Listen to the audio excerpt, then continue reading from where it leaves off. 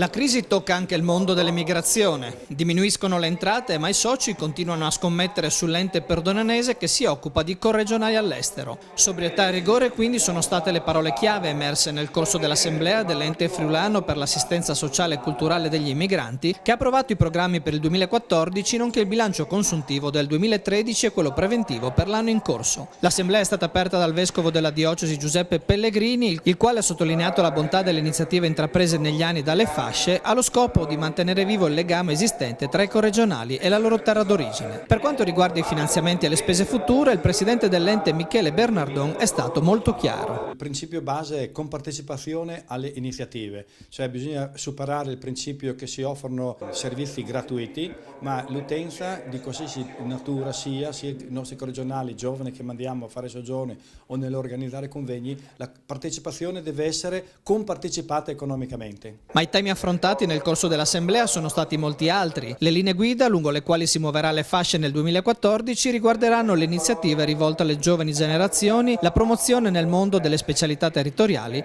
e lo sviluppo degli strumenti di comunicazione rivolte ai corregionali. Molti non si sono stati sufficientemente avvicinati alle nostre organizzazioni perché ci siamo troppo lasciati andare agli stereotipi della vecchia immigrazione.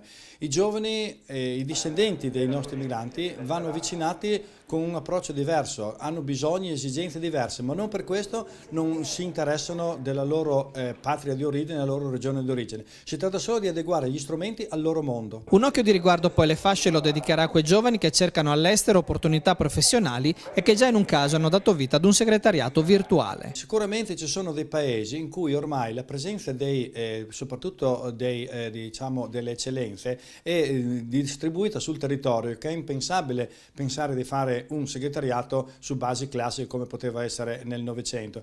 Quindi per esempio un segretariato in Germania è ancora negli nostri obiettivi perché abbiamo tante presenze a Monaco, Berlino piuttosto che a Amburgo e Düsseldorf che li possiamo tenere uniti in una rete virtuale. Sarà poi incentivata la crescita dei social network delle eccellenze pordenonesi nel mondo, innovativo strumento di aggregazione che riunisce tutti coloro che sono originari della destra a tagliamento e che si distinguono all'estero per la propria operosità. Noi dobbiamo incrementare e aumentare il loro numero, non tanto per la soddisfazione di aumentare come fosse un libro di figurine, ma perché più la famiglia si ingrandisce, più è possibile fare sinergie, più è possibile organizzare dei convegni tipo quello fatto l'anno scorso a Praga, dove abbiamo riunito le eccellenze pordenonesi europee che si occupano di import-export e quindi diventano anche un ponte per i nostri produttori verso l'Europa.